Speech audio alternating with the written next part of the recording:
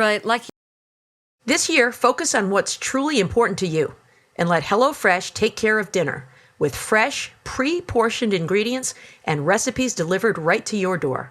Get 16 free meals plus 3 gifts with code SISTERS16 at hellofresh.com/sisters16 or look for the link in our show notes. Now on with the show.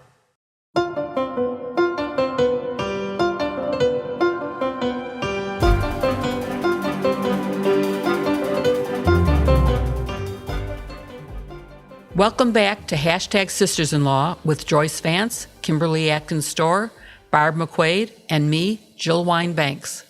Hope you have all seen us in our amazing Sisters-in-Law merch. If you haven't, you can see us online and you can go to politicon.com/merch and get yourself a Sisters-in-Law t-shirt, hoodie, and so many more items. Today we'll be discussing Flores versus the NFL, the latest Trump developments, and Alexander Vindman's lawsuit against Donald Trump Jr., Rudy Giuliani, and other members of Trump's team. And as always, we look forward to answering your questions at the end of the show. But before we get to the serious part of the show, we wanted to talk about the Olympics. Are you all watching?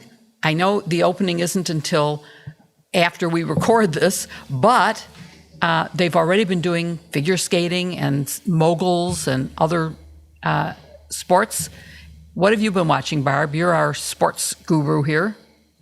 I love the Olympics. You know, I know this year there's a lot of concern about human rights abuses in China, and so it takes on some political significance. But just the sport for sport's sake, the international competition, the shared community with the world, with athletes from all over the world competing against each other, I think is a beautiful thing.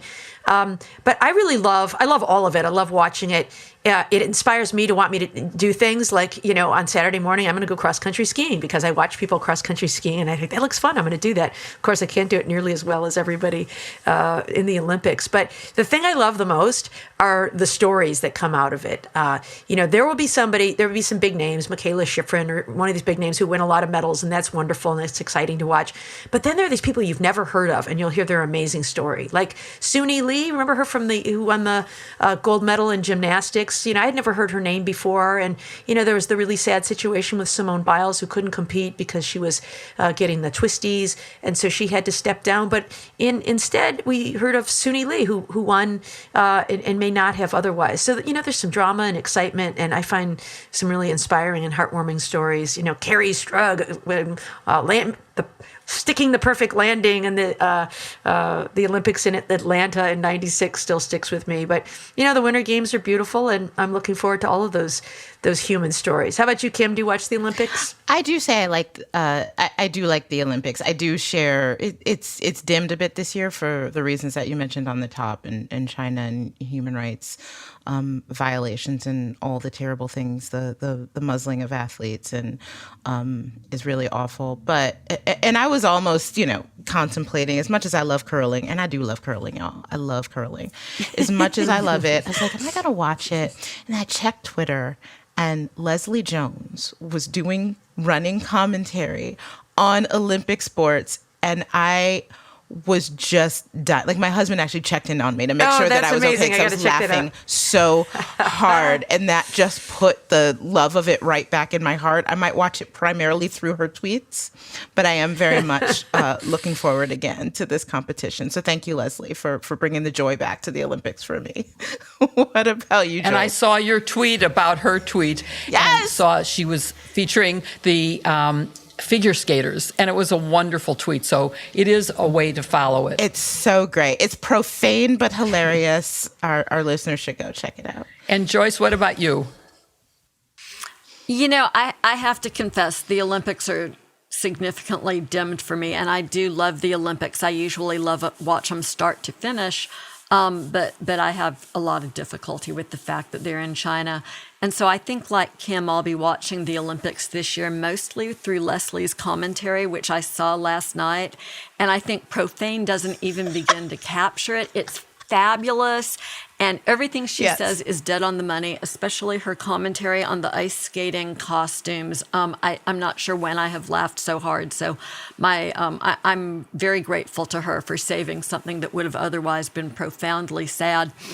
But, and I know, Barb, this is just for you, I also participate during the Olympics in the Olympic sport of knitting. What do you mean? I'm sure you didn't know this. I didn't see but that coming. Every year during the Olympics, worldwide, tens of thousands of knitters participate in the Rav Hellenic Games, where we all knit, and you can't cast on until the day the Olympics start. And then people will, like some people will start with a sheep and get all the way to a sweater by the end of the Olympics. I actually have this very modest cowl, which I have cast on while we've been talking. I saved it for the podcast. So I will be participating in the Knitting Olympics for the while the games are in progress. So you're going to knit for the duration of the games. Is that how it works? Yes, The I Knitting started Olympics. a project today. Theoretically, I'll finish it during the closing ceremonies. And I used to actually always do that. I've been doing this for probably, at least 12 years now. And the first couple of times, I'd pick 6 projects and I'd take time off from work and I'd do nothing but knit. Now it's like, I'll cast on a cowl and see how it goes. So Can you show us what you're knitting? I know that our it's audience just can't the see start. But I actually dyed the yarn. It's this really pretty blue yarn, and it'll have a lot of different colors, and it'll just be a big loose cowl for cold that's weather. outstanding. it. Okay, so you have to start tweeting a series of pictures from today until the closing ceremony so that we'll do see that. your progress. Want I'll to do see that. it. And I share both Barb and your, Joyce, concerns about it being in China. I'm glad that we have not sent any representatives from our government. I was even more concerned because in the opening ceremonies, they had a Uyghur as one of the participants, which to me is just as bad as Russia creating a false flag video to show that Ukraine was about to attack them. But I did love seeing Putin having to sit sort of stone-faced as Ukraine marched on.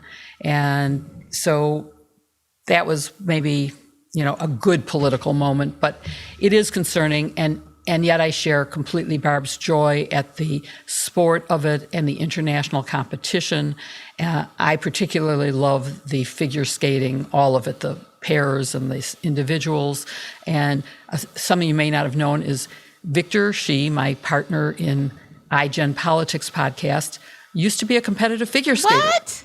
And so I'm hoping he can, yes, indeed, he was. Oh, love it. And- Wow. Yeah. So I'm hoping that he will explain to me what a triple Lutz is and how I can tell the difference between a triple toe and a triple Lutz and all the other things. I do think the explanations are not up to My what they need to apologies. be. I couldn't hear what you said.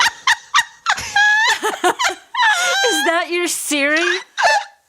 It's not me. No, my Siri think it was just Simon has a British himself. accent.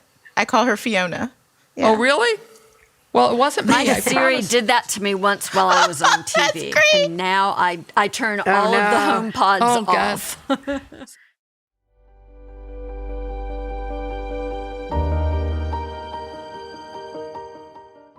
Hey, Barb, I just had the Hulk framed, as we talked about last week. And now I understand that there was a much better option than having to go into a framing store. Have you heard about FrameBridge? Yeah, FrameBridge lets you order online and they will do custom framing for you. In fact, I got my husband for Christmas a couple of beautiful national park posters. We like to travel to national parks for summer vacations. And we've got a couple that were memorable. And so that was a gift. And they're still sitting kind of rolled up in the corner of a room. So I'm going to use FrameBridge to frame them. Kim, tell us about FrameBridge. Yeah, that's a great idea. So FrameBridge makes it easier and more affordable than ever to frame your favorite things without ever leaving your house. You can add a gallery wall to your home or to your office. You can send them as a gift. And speaking of gifts, hint, hint, Valentine's Day is almost here. So here's how it works. Just go to framebridge.com and upload your photo. Or they'll send you packaging to safely mail in your physical photos. Preview your items online in dozens of frame styles and gallery wall layouts. You can choose your favorite or get free recommendations from their talented designers. The experts at FrameBridge will custom frame your item and deliver your finished piece directly to your door, ready to hang. Instead of the hundreds you'd pay at a framing store, they start at $39 and all shipping is free. Plus, listeners get 15% off their first order at framebridge.com when they use our code SISTERS. Order online at framebridge.com or stop by a FrameBridge store to work with a designer in person if you're in New York, D.C., Atlanta, Philly, Boston, or Chicago. Get started today.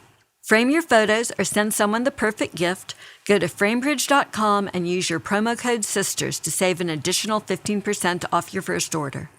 Just go to framebridge.com, promo code SISTERS. That's framebridge.com, promo code SISTERS, or look for the link in our show notes.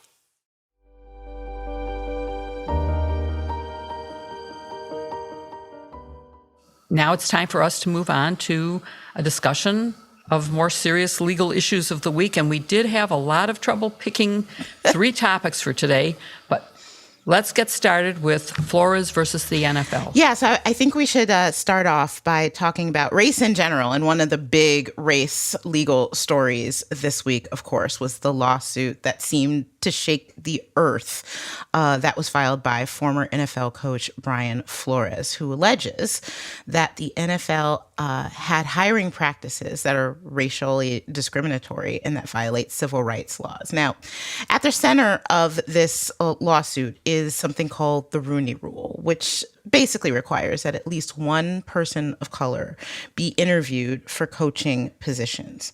So the complaint itself is very explosive. I know we've talked about speaking indictments before, indictments that are meant not just to lay out the causes of action, but sort of paint the picture of the case they're trying to make. Well, this is a speaking complaint, y'all. It, among other things, compares the NFL to a plantation where white owners and managers make fortunes off the labor of Black bodies. It's really something else. And it also really highlights how claims of racial discrimination can and maybe can't be addressed by the courts, in civil courts particularly. So Joyce, I'd like to start with you. It's a big lawsuit and it alleges a lot of things, but the main thrust of it is really this claim that the NFL violated Section 1981 of the Civil Rights Act. But that particular claim comes with a test that may not be so easy for Flores to prove. Joyce, help us understand that. Right. Like you said, Kim, that first cause of action states that the NFL violated Section 1981 of the Civil Rights Act.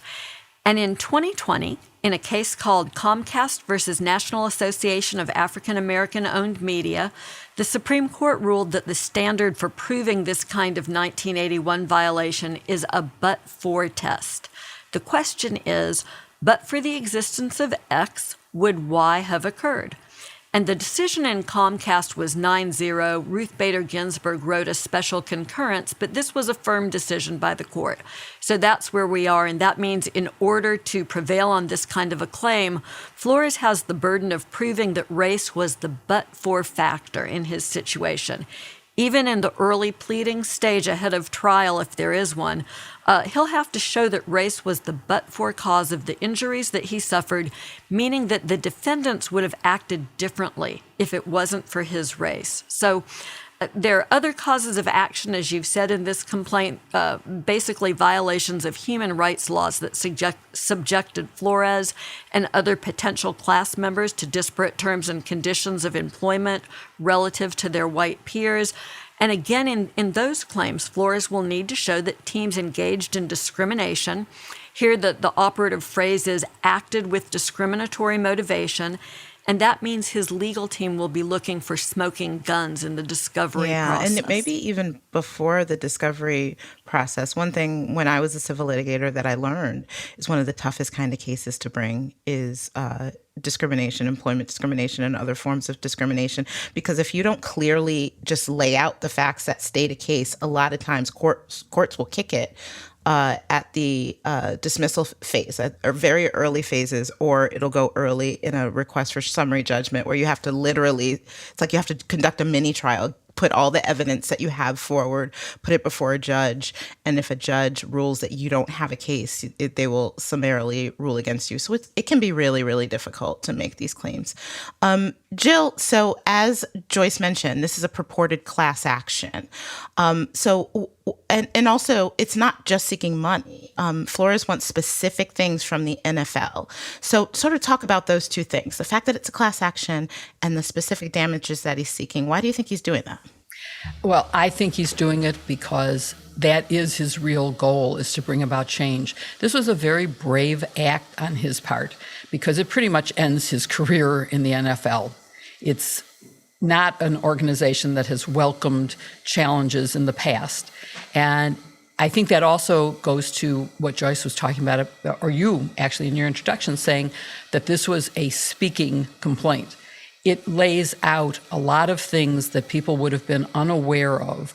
And it's very brave because the other reason that it's hard to bring these cases is that you subject yourself to a lot of criticism by the defendant. They're going to accuse him of being, oh, he's really just not good enough. He would have never made it, and here's why.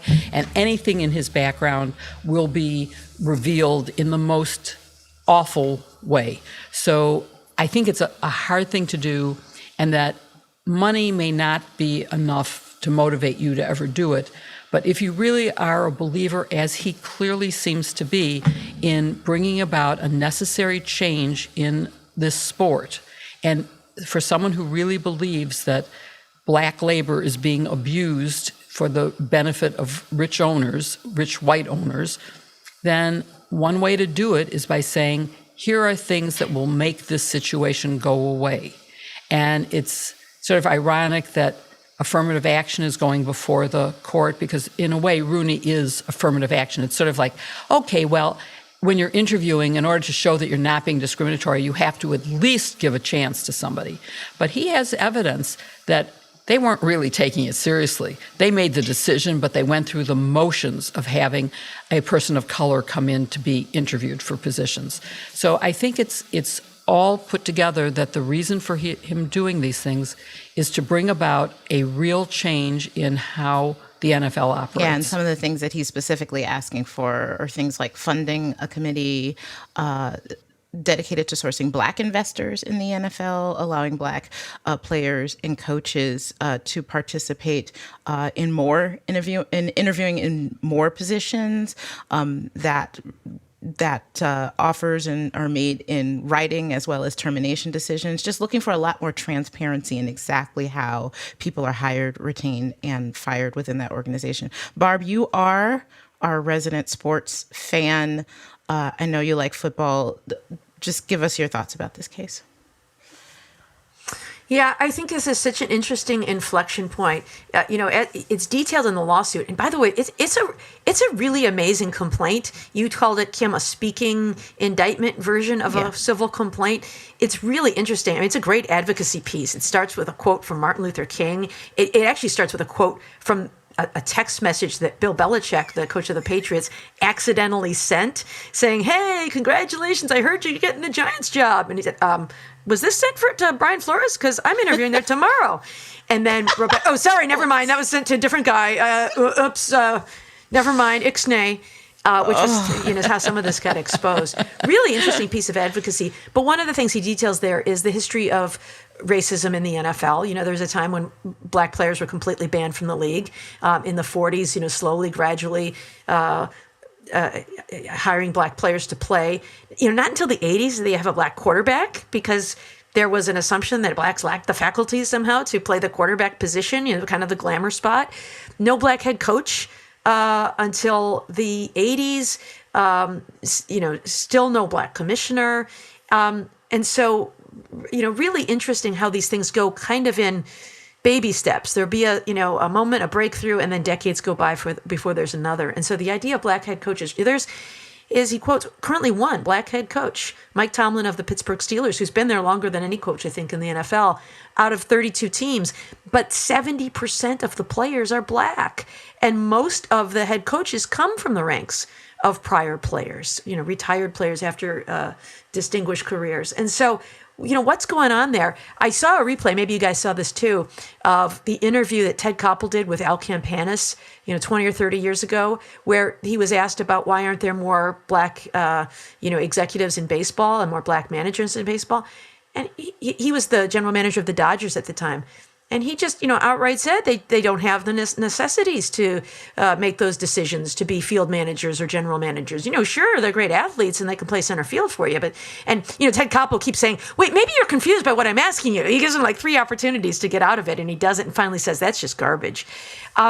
And, no doubt some of this is still going on. What's difficult about proving any sort of discrimination, of course, is there are so many variables that go into choosing a head coach. A lot of intangibles, because your coach is not just your field manager, but also kind of the face of your franchise, and you need them to do PR and public speaking and all kinds of things. And so because there's so many variables, it's hard to pinpoint that any one decision is based on race discrimination. And because you have to prove that it's the but-for reason, there are all kinds of other reasons you can use as a pretext for, we wanted to choose this other guy because he brings this other thing to the table. So I don't know that this will result in the hiring of Brian Flores anywhere. And so, as Jill said, it is a courageous moment because he is perhaps in the same way that Colin Kaepernick pretty much sacrificed his own career to make a bigger statement. I think it can bring change because, as we've talked about before, the value of diversity in organizations is a real thing and matters. When you have players who are 70% black on your team, they want to see some representation. It doesn't mean every coach needs to be black, but there should be some coaches who are black. And when this is an entertainment business, fans, putting people in the stands, the fan base, the people who are investing and buying the jerseys and all these kinds of things want to see blacks getting opportunities at every level. And so if you're excluding blacks from the highest level of the sport, general managers and football executives and football coaches, it's going to have a diminishing effect on the brand. They've made some strides since Colin Kaepernick, but I think they've have still failed to remedy some of the concerns that we saw there with his statements about racism in America. And so I think they need to think about their brand image as much as anything. So some of the things he's asking for, which are investment in training and opportunities and investment in assistant coaches from, where the ranks of which are chosen the head coaches, I think some of those things can make a difference down the road. But I think exposing, and, let's not even start on sexism. That's a huge thing that we're seeing in the NFL as well. The racist comments of John Gruden, who got fired as the head coach of the Raiders in the middle of the season, that came out as part of an investigation into a different team because of sexism that occurs there. There is an old boy network in these sports teams that I think is beginning to be reckoned with. And I think it's really healthy for the organizations, for them to clean house and be transparent and be, accessible to all people and not be, excluding people on the basis of race or gender or other things. It's just, the word that comes to mind is it's exhausting. I don't want to have to, again, I'm not surprised. It's so awful, but we can't be exhausted, right? We have to embrace hope. And that I'm inspired by the courage of Brian Flores, because while he may not benefit from it, I think there may be a generation of coaches and the sport in its entirety that will benefit from his act of courage. And Barb, if I could add, I think it's not just in the NFL and not just in sports, but this is opening, I hope, a broader discussion of diversity in the workplace, diversity on corporate boards, diversity in universities, diversity in law schools. There's really a lot that needs to be done to see the benefits of that kind of diversity. So, and that includes gender as well as race and all other forms of diversity. Barb, you wrote a little something about that, didn't you? Yeah, thanks. I did. I actually wrote a piece this week for Cafe Insider about diversity on the Supreme Court. There have been some critics we're hearing saying that it is racist for Joe Biden to pledge that he will appoint a black woman to the Supreme Court. And I push back on that. the racism is that for 200 years we have not had a black woman on the Supreme Court. But we talked about this a little bit last week with regard to affirmative action in higher education. That people want to look at the text of the Constitution and say the 14th Amendment provides for equal protection under the law, which prohibits racial discrimination. But the Supreme Court itself has recognized that racial preferences are appropriate and has upheld them when it is narrowly tailored to achieve a compelling governmental interest, and has found that diversity in education is a compelling governmental interest because it improves the educational experience for everyone to have different viewpoints and different perspectives there. In my own work at the U.S. Attorney's Office, we made better decisions when we had a diverse group of people making decisions. When someone had the perspective that, just because somebody ran from the police doesn't mean he was guilty of a crime. Maybe he was just afraid of getting beat up. That's a great perspective because there's going to be that perspective on the jury. So it's great to hear it. Or maybe someone says, in my immigrant community, just because you don't make eye contact with a person in a position of authority doesn't mean you're suspicious. It might mean in their home country that's a sign of respect. And so having those different perspectives at the table helped us to make better decisions. And the same is true at the Supreme Court, and for representation and credibility and legitimacy. To have a court that looks like America will give it public confidence as well as better decisions. And so I think in the same way, having that diversity in the NFL is a benefit for everybody. And so this idea that it's racism unless you're colorblind, I think is really short-sighted and is missing that nuance. Kim, you wrote a piece about this too, about the additional burdens on people of color who are working, and some say, who was it? Senator Kennedy from Louisiana, who said, I want a justice. I don't want a justice who's more interested in reading the J. Crew catalog than the law books. What an unbelievable insult to the jurists that Joe Biden is considering for the Supreme Court. And you point out the additional burdens that women of color who are lawyers undertake. Absolutely. Tell us about that. And I just want to start off by telling the senator to welcome to the new millennium when we do look at J. Crew on a place called the interweb. We don't really I don't think I've seen a J. Crew catalog in a decade, but I digress. Yes, so this attack on the nominee, the still yet to be named nominee, on the basis of qualifications, I just thought that was a very rich area of attack by Republicans like Senator Kennedy and others, given that the only thing they know about this nominee is that she will be Black and she will be a woman. It's incredibly insulting. Ted Cruz can try to spin this somehow, that it's somehow insulting to the Black women. No, Ted Cruz, the Black women have already been insulted, and they're insulted by this entire line of questioning. It's not the president that's insulting. It's the fact that in addition to the hurdles that are in place for women and people of color, and I say that the obstacles Black women face are greater than just the sum of the racism and the sexism. It's a special brew. And all the obstacles that puts in place in terms of being able to have access to good schools in order to think about law school, to have the financial backing to be able to get yourself to law school, pay for law school, the student loans, the hiring obstacles, and all the actual systemic obstacles that we know about. When you're a Black woman in law school, law firms, courthouses, you're in a space where most people don't expect to find you. And so you have to not only do your job, but you're constantly proving that you belong in that space. And it's not just your job that's on the line. If you make a mistake, if you don't conform, they're not going to conform to you. You have to conform to your environment. If you don't do that, not only will it possibly cost you your job or promotions, but it will reinforce the idea of others that you're just a diversity hire, you guys really can't hack it. This isn't for you. And it will make it harder for all the Black women coming up behind you, graduating from law school, entering the field and doing the same thing if you make a mistake. So it's an enormous amount of pressure. It's exhausting.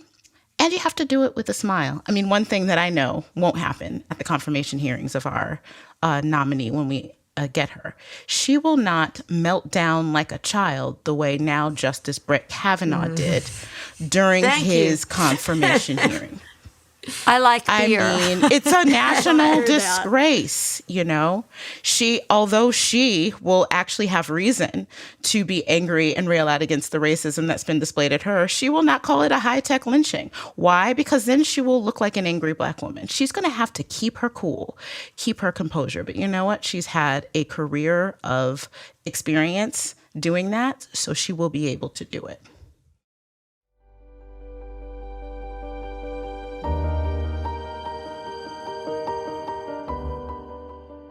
We saw some developments in the January 6th investigation this week, and we're beginning to see some of those documents that were turned over by the National Archives after the courts have rejected President Donald Trump's claims of executive privilege, and some of them are doozies. First, Joyce, let me ask you about this.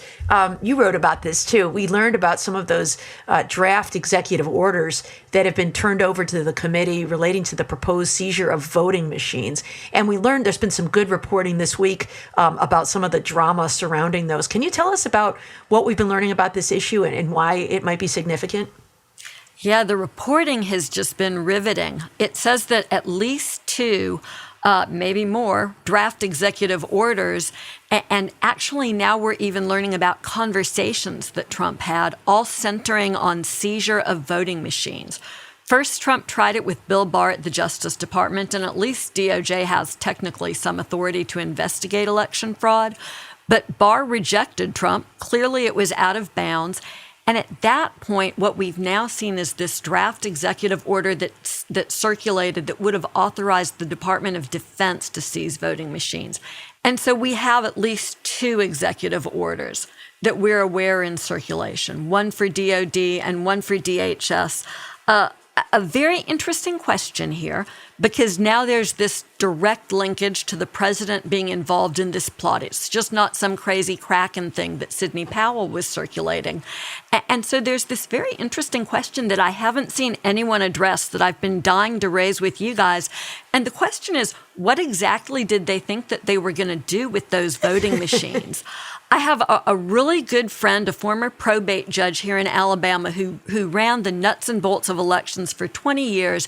And despite being a Democrat, he became one of the people that was sent to, you guys will remember, in 2017, Trump created this election integrity commission that was supposed to look for fraud. Yes. They made the mistake of appointing my friend to that commission, and he became a real thorn in their side, repeatedly pointing out that there was no fraud. But hey, we need to do all this stuff to help counties be able to afford the equipment that they need.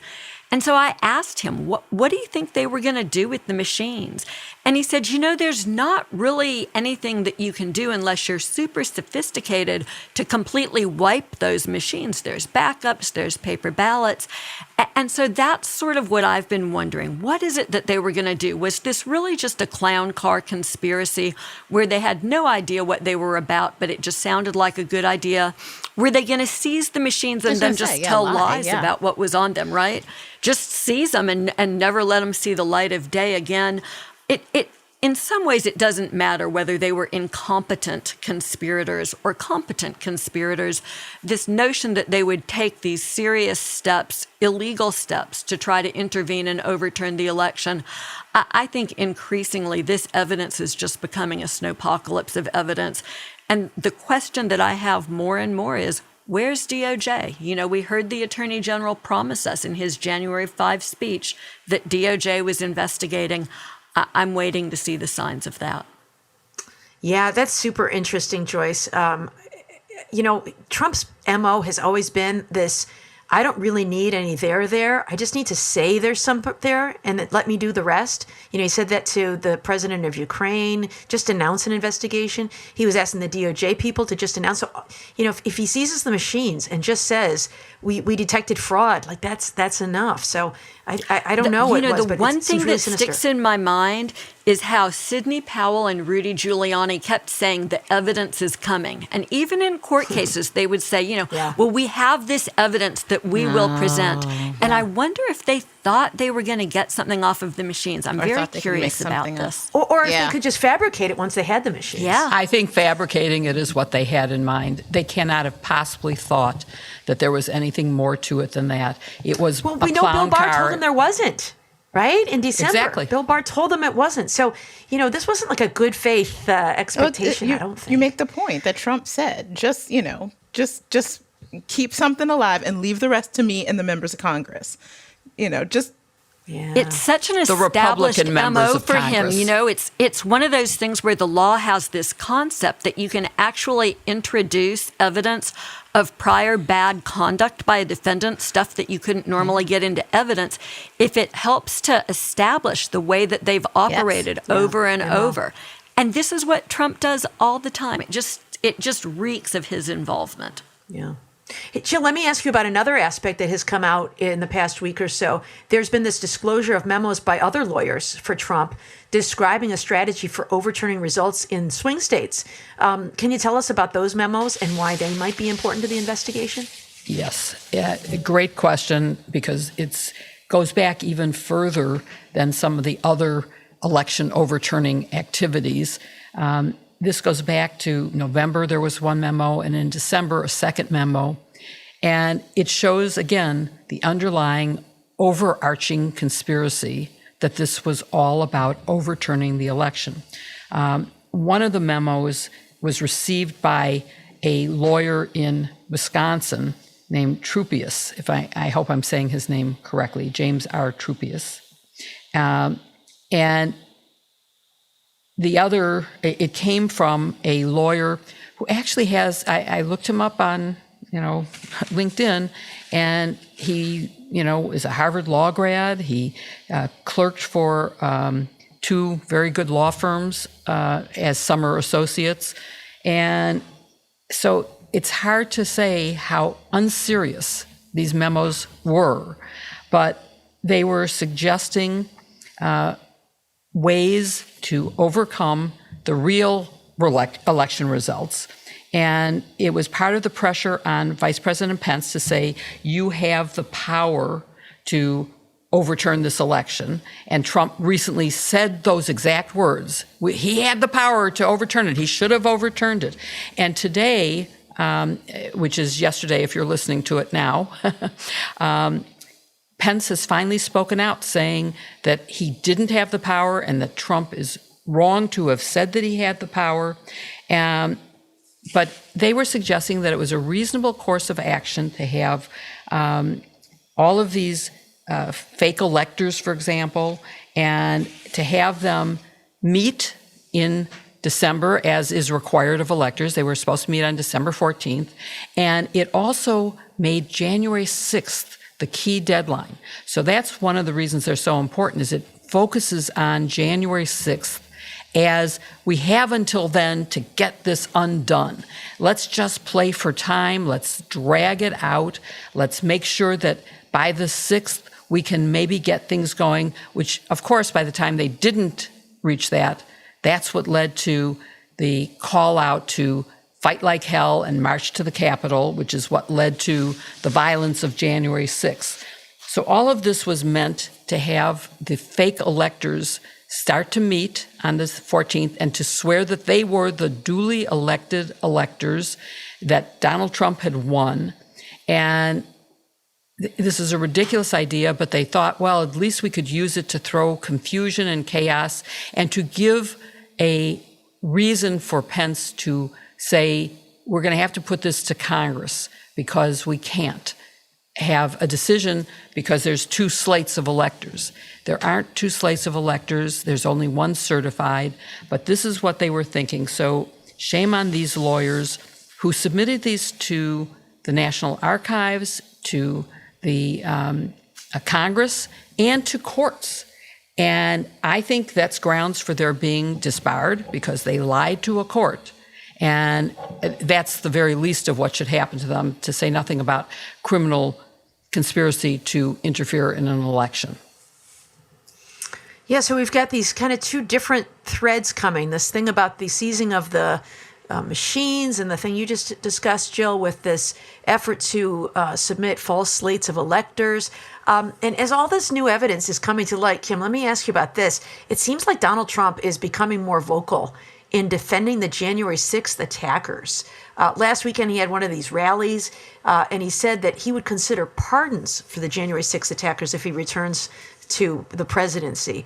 He issued a statement saying that Mike Pence could have overturned the election. He's kind of doubling down on all of this stuff very publicly. He also gave an interview defending the January 6th attackers as patriots. He noted that some were soldiers and police officers. Are these damaging admissions?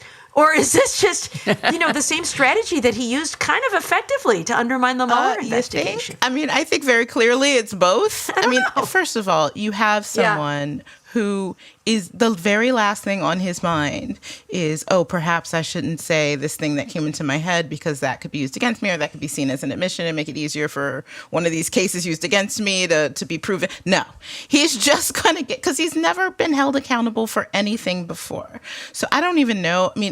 Whomever his legal team is, they've got the worst client because he will never listen to any advice. Could you imagine a client that just would not listen to your advice at all? No. And he's going to do what he's going to do, and you're going to have to go and try to clean it up. I thought this was all a string of admissions, the best one being the term overturn the election. Could you imagine if he was being savvy about this, the damage he could have done? So yes, I do think that it is bad news legally. But on the flip side, again, he's yet to be held accountable for anything. So I don't know what's going to happen, what the ultimate ending of all of this, whether he will be held accountable or not. He's always eluded it thus far. But legally speaking, what he's doing is damaging to his case. Yeah, how about this one statement, Kim, that he made at that same rally where he said that, these prosecutors who are investigating him are racist and urging his supporters to take to the streets if he's indicted. Can he do that legally? No, there are laws against things like incitement. There's laws against disorderly conduct. There are also laws against starting an insurrection. So no, there are a lot of things. If he causes his supporters to go out and cause a January 6th-like event, all of that is just as illegal and breaks likely as many laws as something like January 6th. But that racist comment, that one's particularly interesting. Yeah. Again, it doesn't you don't have to go very deep to read him. I'm not a psychologist, but there's something called deflection. When you're feeling something and so you accuse someone else of doing it. Remember when Yamiche Alcindor, our friend, asked him a question and he said, "What a racist question." And it had nothing to... It just so happens that the DAs in all the places investigating him, like New York and Georgia, have something in common. So when... Yeah, although Simon Says does it right now, and now Alvin Bragg, right? But now, that's very coincidental. Yeah, that's so interesting. Well, I think we could have a whole discussion about this, but such a big part of Trump's appeal is to keep apart, to divide poor whites and blacks. Because if that group ever united, they would be a powerful force. And if you can divide them, you have to do it by stoking racism. And I think that's a big part of Trump's strategy is deliberately dividing people, which is just so awful. Please let's take that up one day, because that's the strategy that flipped Alabama in the 1990s. And we should really talk about that as we head into the midterms. Yeah, I agree. The Southern strategy, right? It was something Nixon Well, yeah, this is sort of different than the Southern strategy, but yeah. Well, let's, Jill, let me just ask you about this threat that Trump has made about, if these racist prosecutors indict me, then you should all take to the streets. What are the potential consequences of a threat like that? Do you think that it can intimidate prosecutors, or can it incite violence, or can it even taint a jury pool of potential jurors in a trial involving Donald Trump? It certainly can incite violence. It can certainly taint a jury pool. It can actually lead to the kind of violence for which you would want to hold the person who incited it responsible for death or destruction or maiming, whatever it is. Whether it will intimidate prosecutors, I'd say not. I think that they will continue to do their job, although, of course, The DA in Fulton County has asked the FBI to do a threat assessment because that's a legitimate fear that the supporters of Donald Trump will respond to him as they did on January 6th, and they will do something terrible. So while I think the prosecutors are going to stay with what they are doing, you also have to worry about what about the jury? If there's an indictment, what about the grand jury to get an indictment? Will they be intimidated? Will they be afraid? It's easier to keep their identity secret than it is, of course, the prosecutors, who are the people he specifically called out.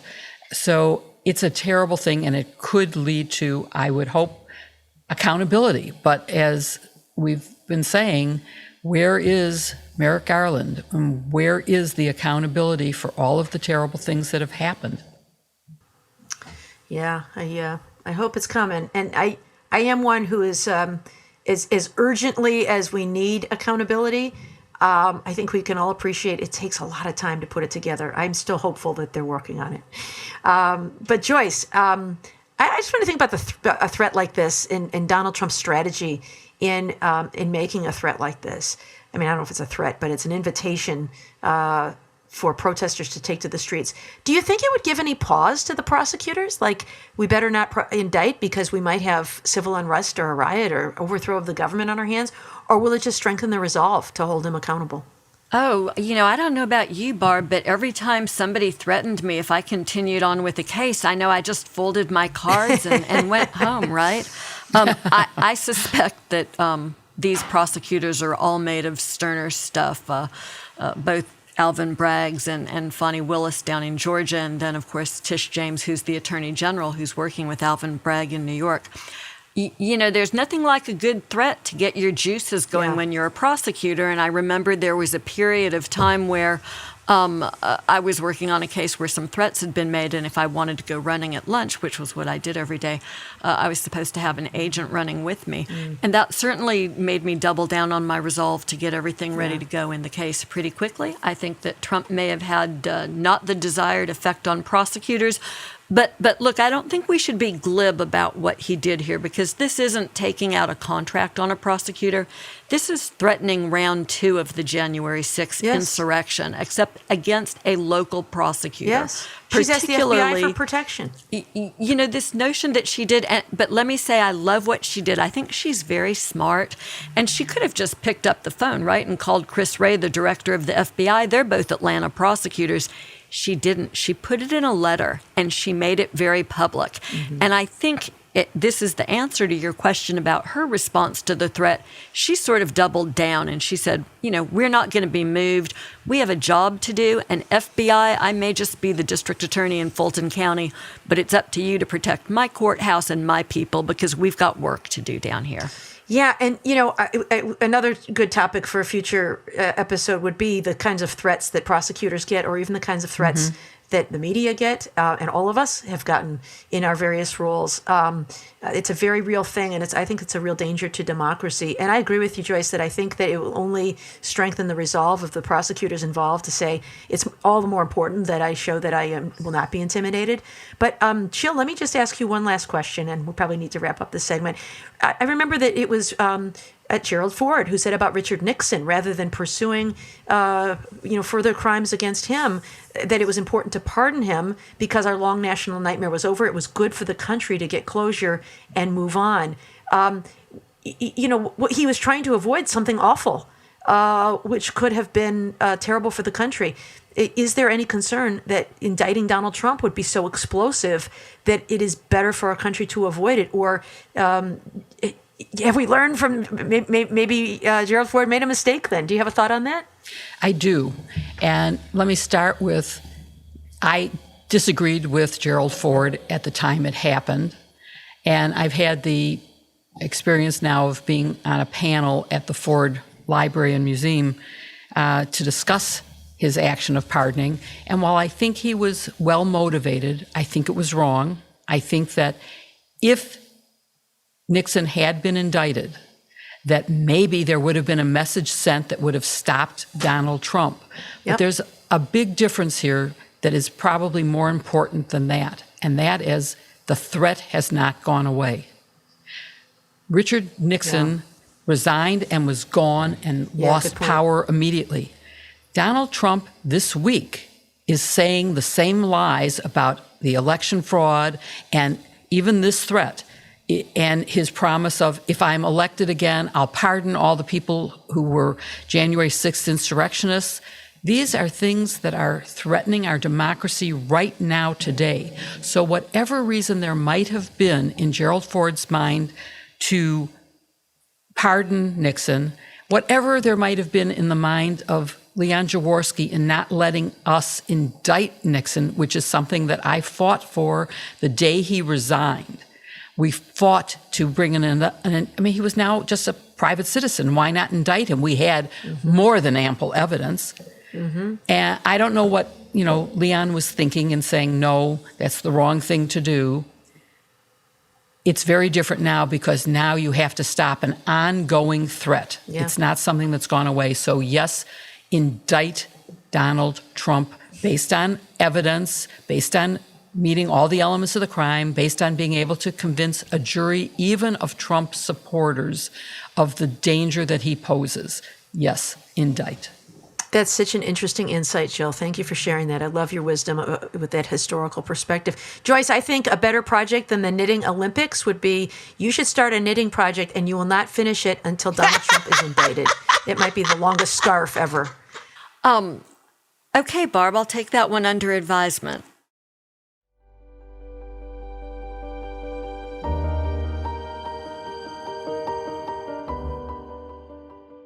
Jill, I know you're a huge fan of Magic Spoon. What's your favorite way to eat it right now? It's still my favorite way is on top of some Greek yogurt and some fresh berries. I love it. But I also have to admit, I keep it in my car in a little baggie as a protein snack for when I just have that urge to have something. I'm actually eating protein, even though it tastes wonderful and looks like a cereal, but it isn't. It's wonderful. Barb, have you tried it? Yeah, I love Magic Spoon. As I've discussed before, my favorite time to eat cereal is my late night meal. You get home at 9 or 10 o'clock and you don't want to have a big, heavy meal. And so that's my time of day. And so Magic Spoon comes in very handy for that late night meal. It doesn't have to be boring. Magic Spoon has amazing flavors that people will love, but without all of the bad stuff. It's an amazing midnight snack right before bed or for breakfast, or as you say, Jill, snack at any time of day. It has 0 grams of sugar, 13 to 14 grams of protein, and only 4 net grams of carbs, and 140 calories a serving. It's keto-friendly, gluten-free, grain-free, soy-free, and low-carb. You can even build your own box and create a custom bundle from Magic Spoon's delicious flavors. There's cocoa, fruity, which is my favorite, frosted, peanut butter, blueberry, cinnamon, cookies and cream, and the always popular maple waffle flavor. I do like maple waffle a lot, almost as much as I like that combo, cocoa and peanut butter, y'all. I'm telling you. They are all delicious, indulgent, and healthy. You've got to try them. Go to magicspoon.com/sister to grab a custom bundle of cereal and start your new year off right. And be sure to use our promo code SISTER at checkout to save $5 off your order. And Magic Spoon is so confident in their product, it's backed with a 100% happiness guarantee. So if you don't like it for any reason, they'll refund your money, no questions asked. Remember, get your next delicious bowl of guilt-free cereal at magicspoon.com/sister and use the code SISTER to save $5 off, or look for the link in our show notes. Thank you, Magic Spoon, for sponsoring this episode.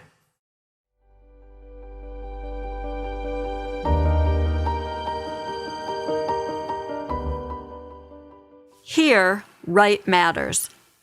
I remember hearing Alexander Vindman testify and hearing him say those words, and he made us all proud when he did that. He reminded us to be the kind of people who do the right thing in the face of a great and a powerful wrong, and to speak the truth to power. And this week, Alexander Vindman is back in the news because of a lawsuit he's the plaintiff in. So let's get up to speed. First, Kim, remind us who Alexander Vindman is and the role he played in the downfall of the Trump presidency. Yes. So Alexander Vindman is a retired Army lieutenant. And he actually has a really unbelievable and incredible story. He and his twin brother were children when his family fled Russia and came to the United States as refugees. He and his family are Jewish, which unfortunately is relevant to some of what we talk about later. But he went into the army. He earned a Purple Heart based on injuries he suffered in the Iraq War. He really became a proud American and a hero. And in 2018, he became the Director for European Affairs for the United States National Security Council under President Trump. And he was a specialist in Eurasia. He served in that role until he was escorted from the premises in February of 2020 because he had served as a crucial witness in the impeachment investigation of President Trump. This is impeachment number 1, for those keeping track, where Vindman presented evidence that Trump abused his power by pressuring Ukrainian officials for dirt on his likely presidential campaign opponent, then Senator Joe Biden. So worth noting that this is one of those many times where Trump said, don't worry about the substance, just announce the investigation and I can take it from there. Part of that litany of Trump behavior we talked about earlier. But Barb, what's the lawsuit about? Who is Vindman sued? What are the allegations? And do you think he has a chance?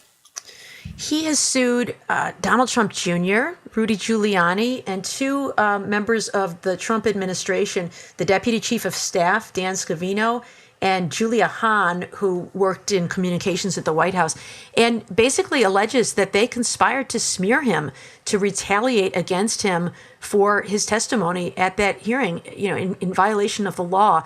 So it's kind of a whistleblower claim, but he actually has used what's known as the Ku Klux Klan Act, which was passed to prevent people from interfering with the exercise of certain rights. And so he's got a number of different counts in there, but essentially the gist of them is that they conspired to retaliate against him for discharging the duties of his job. He had a job. He shared information that he believed was appropriate, and they retaliated against him by publicly injuring him. Some of the things he said is that he was a spy for Ukraine, and he is a career military officer. He worked for the National Security Council. He had to leave that job. His brother was fired from his job. And so he's filed a lawsuit. He is seeking a declaration that they violated the law as well as money damages against them. And, this is one of those things where he will absolutely get beat up for this. People sometimes say, I'm debating whether to file a lawsuit and what are the pros and cons. And there are a lot of cons because just by putting yourself out there, you are going to have people say a lot of bad things about you. You're putting your whole life before the public eye for scrutiny.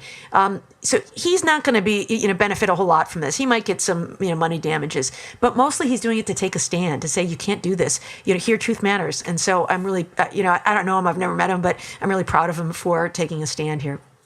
So, Jill, you've served as General Counsel of the Army, one of your many very interesting positions that we benefit a lot from the knowledge that you gained in that regard, and I'm hoping that you'll put it to work for us here.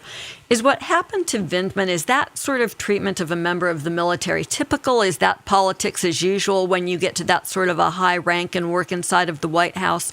Or is this something else? And if you'd also give us some sense of the cost to the country when we lose someone like Vindman, I think that'll round our discussion out. I would say that it takes a much higher rank than lieutenant colonel to get involved in politics. If you're going to be the chairman of the Joint Chiefs of Staff, certainly politics may play a role, and even at the general level. But the ordinary promotion of a military officer does not get involved in Democrat-Republican politics. Politics of the office plays a role just like it does in any job. Does your boss like you? But that's not politics. That's just office strategies. And it is definitely not the typical way. Losing your job at the White House, your particular assignment, is something else again. The president has a right possibly to say who he wants serving on the National Security Council, but not about getting promoted. And the loss of any officer, but particularly someone who had the courage and convictions and ethics of Lieutenant Colonel Vindman, is something that is a very big loss. And it affected not just Vindman It affected his brother, who didn't testify, but his brother had that same type of job, and he lost his job. He did stay in the military. Vindman felt that he had been crushed and had no future in the military, so he had to retire from the military, which is a terrible loss for him, who had devoted his career to that. But it also is a menace to witnesses, because he lost it because he was a witness, and it's a menace to other officers from speaking out when they need to. And officers can only obey a legitimate command, a legal command. And there are some commands that they cannot and must stand up to. So if they're threatened in this way with this kind of retaliation, I think it's very bad for the military. Yeah, and just not to mention the fact that they are threatened personally. Their families are threatened. I mean, he and his family have been, they've been the subject of horrible anti-Semitic attacks, and I mean, that's what this lawsuit is about, is basically that he alleging that these people tried to trash his reputation, trash his life. And it's really impacted him and his family in a tremendous way. So I can't imagine, as you said, what a loss it could be to the military for people who fear of something like that happening to them.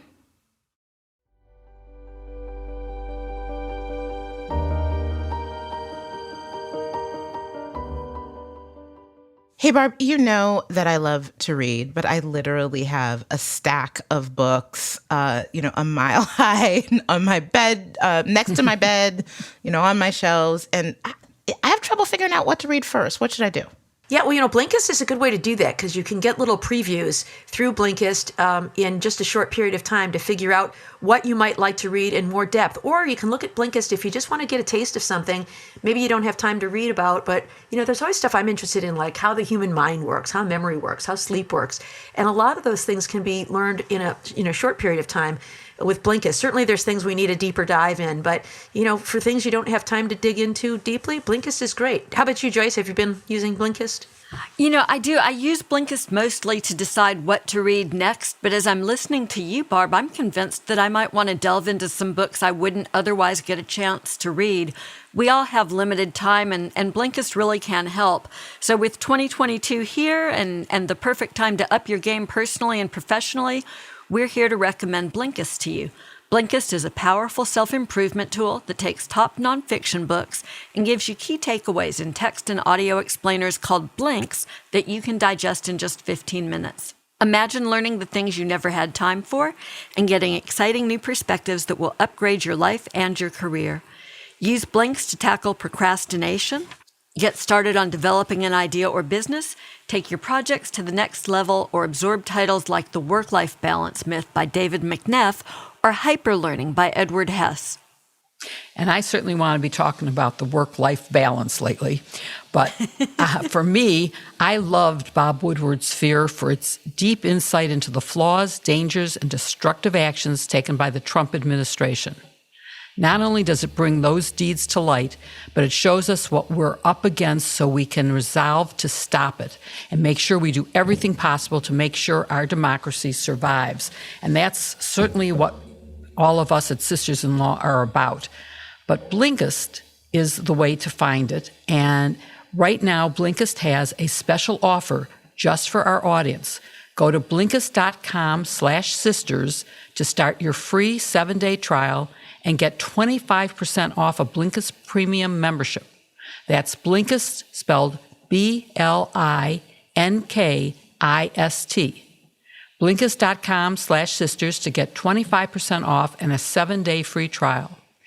Blinkist.com/sisters, or look for the link in our show notes.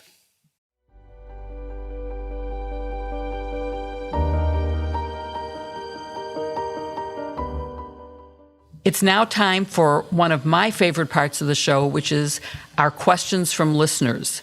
We have the smartest audience. We get great questions. And this week, of course, is no different. In the future, if you have a question for us, please email us at sistersinlaw@politicon.com or tweet using hashtag sistersinlaw.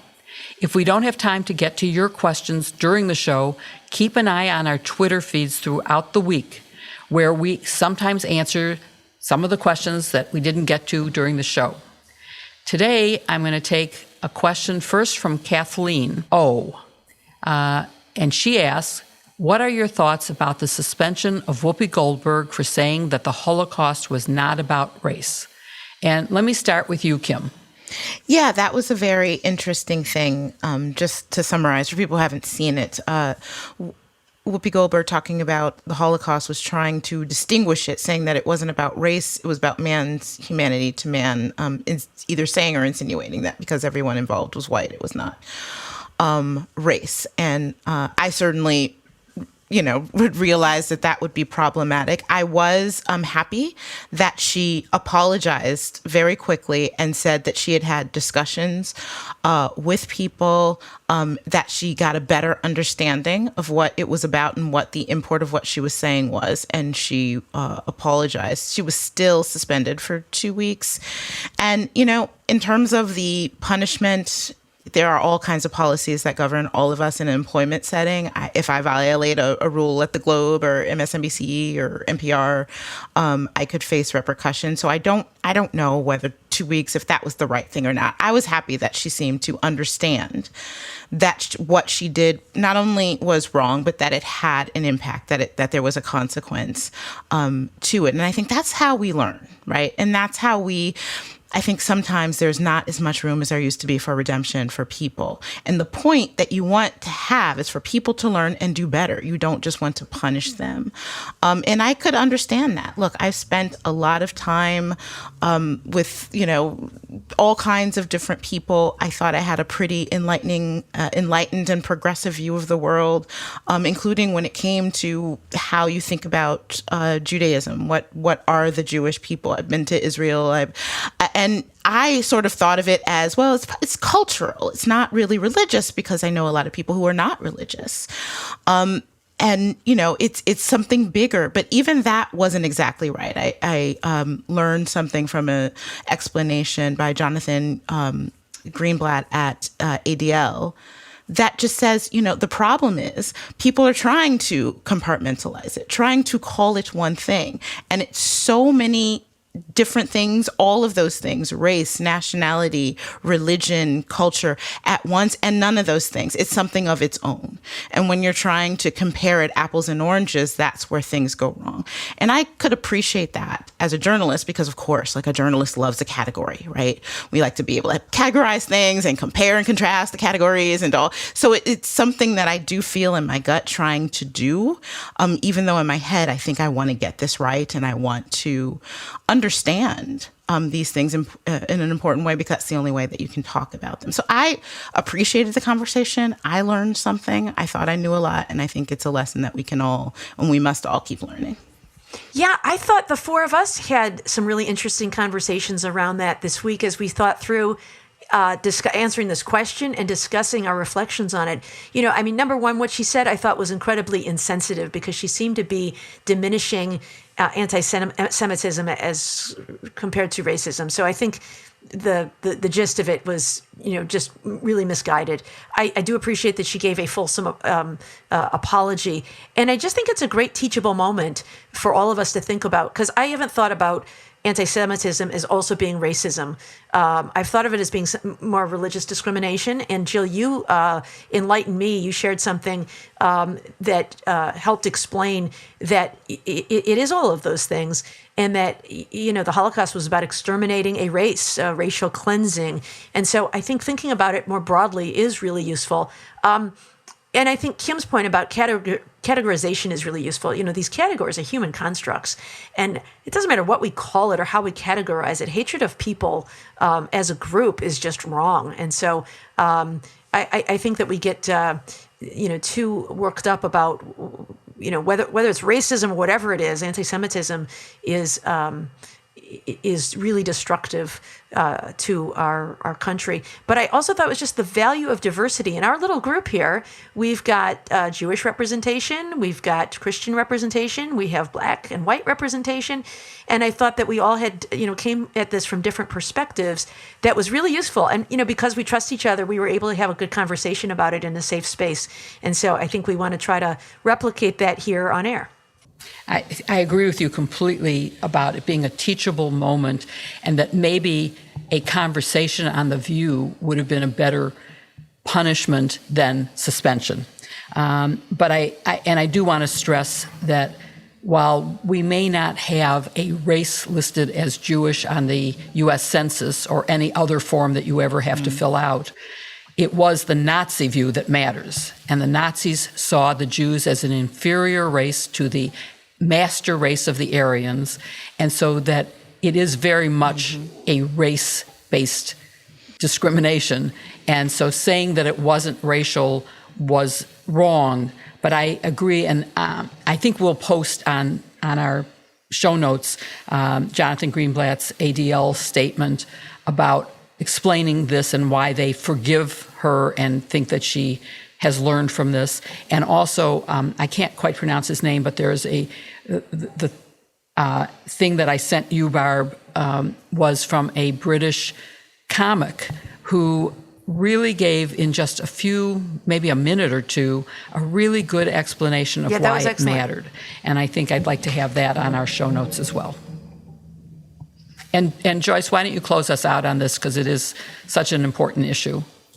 Well, I've just been reflecting, listening to all three of you, how much wisdom I find in this room when we all get together on Fridays, and how much I love and appreciate you guys. I think, something that this really brings into focus for me is these are difficult issues, right? And you can have a good heart and want to help other people and be understanding and still not get it quite right, because maybe Whoopi Goldberg didn't have that historical context of understanding that the Nazis and others have viewed being Jewish as a racial classification. And so I think it's so important for us to be willing to have these conversations and listen to each other in good faith and try to help everybody to get to where they want to be. So I love y'all and cherish you for conversations like this one. It's hard to go on to another question, but I am going to go on. And because we went long, maybe we'll only do 2 questions today. The second one is from Logan from Austin. And he asks, why did the judge refuse to accept the guilty pleas in the federal case against the killers of Ahmad Arbery? And the federal case is, of course, a civil rights action. Joyce or Barb, who's going to answer that? Well, I'll start. It's not actually quite clear why she rejected the plea, but I'm going to give you my speculation about what went on. It's true that the family objected to this plea agreement, and there was a lot of dispute about whether the Justice Department communicated with the family about what was included in the plea. But something that's really important to understand is that whether or not to accept a plea is not up to the family. It's up to the Justice Department. And the Justice Department does not represent the family in a criminal prosecution. In fact, they represent the United States. They have to think about litigation risk and the deterrent ability of accepting a 30-year guilty plea with a confession to racist motive. And apparently that made sense to the Justice Department. And although they were bending over backwards here, trying to communicate with the family and keep them in the loop, it's clear that there was miscommunication. And that's just tragic for this family, who my heart just goes out to, because the complexity and difficulty of being a victim in the federal criminal justice system is something that I have enormous compassion for. But that said, I don't think that that's why the judge rejected this plea. And Barb, I wonder what you think. This was an unusual kind of plea. Usually at a guilty plea, a judge has broad discretion about sentencing. But this was a plea agreement called an 11C1C agreement. It's an agreement where the judge does not have sentencing discretion, and the parties take that away from the judge by agreeing to a sentence. Here it was 30 years. And the judge talked about that in the hearing, and she said to the defendants, look, you have the option, because I'm going to reject the plea, of going ahead and pleading guilty straight up, at which point I can sentence you to whatever I want. It can be 30 years, it can be more than 30 years, it can be less, or I'll let you revoke your pleas and go to trial. It's up to you. So I'm not so certain that she wouldn't have rejected this plea, even without this dispute from the family, because judges really dislike these 11C1C pleas. What do you think, Barb? I agree with you, Joyce. I don't think that the family's objection alone was what prevented this judge from accepting the plea. What she said was, I do not want my discretion to be cabined in this way. A C plea says the sentence shall be X. And she wanted instead a recommendation, which is more common in that district, so that she could perhaps accept their recommendation, but she had the freedom to impose a sentence above or below that amount. I should mention that a C plea is really common in some districts. It's common in my former district, in the Eastern District of Michigan, but apparently it's not the culture in this district, in Savannah, Georgia, and so the judge did not accept that plea. I think the family did not like the idea that the McMichaels would serve their prison sentence in a federal prison as opposed to a state prison, which as far as prisons go, I wouldn't want to spend a night in any one of them. Federal prisons are generally much nicer than state prisons. And so part of the deal was that they would get to spend their sentence in a federal prison instead of a state prison. And the family objected to that they're getting this special treatment, that they're going to be treated better than maybe other people are. And plenty of people, including black people, don't get that kind of treatment. Here were these white defendants who committed this heinous hate crime, and they're going to get this nice treatment and go to a federal prison, and they didn't like that. I had Paul Butler come speak to my criminal law class this week, and he raised a really interesting point. And he said, if you care about criminal justice reform, you shouldn't want the conditions of confinement to be worse for someone as a condition of their punishment. It is enough that their liberty has been taken from them. We shouldn't wish upon them that time be served in a way that is harsher or more unpleasant, just because we want to extract more revenge upon them. And if you care about criminal justice reform, it shouldn't matter that the defendants are white and committed a hate crime against a black victim. I thought that was a really interesting point that he raised. But I agree with you. I don't think that's probably what drove her decision, even if it was what was motivating their objection. Great answer. And thank you, all of you, for listening to Hashtag Sisters in Law with Barb McQuaid, Joyce Vance, Kimberly Atkins Storr, and me, Jill Wine-Banks. You can send in your questions by email to sistersinlaw@politicon.com or tweet them for next week's show using hashtag sistersinlaw. Go to politicon.com/merch to buy some of our fun merchandise, and please support this week's sponsors, Framebridge, Magic Spoon, Blinkist, and HelloFresh. You can find their links in the show notes. Please support them as they really help make this show happen. To keep up with us every week, follow hashtag Sisters-in-Law on Apple Podcasts or wherever you listen. And please give us a 5-star review because it really helps others to find the show. See you next week with another episode, hashtag Sisters-in-Law. Machines. And also one for DHS. Clearly out of bounds constitutionally. DOD plays absolutely no role in elections. Wait, I'm sorry, you guys, for some reason. My dog just walked in. I heard the door open. What are we doing? I heard the door open. It was like a sound effect of a door. It was so it was like Dude, Michael what is Jackson's that? Thriller with a coffin open. I did not know she could open that door. I'm so sorry. Okay, let me. Did she turn the knob? But what? I don't know what that was. Sweetheart, can you get out of Mommy's knitting? She's very scared of thunderstorms, so I think she's sitting down now. All right, you stay here and we'll talk about Bill Barr.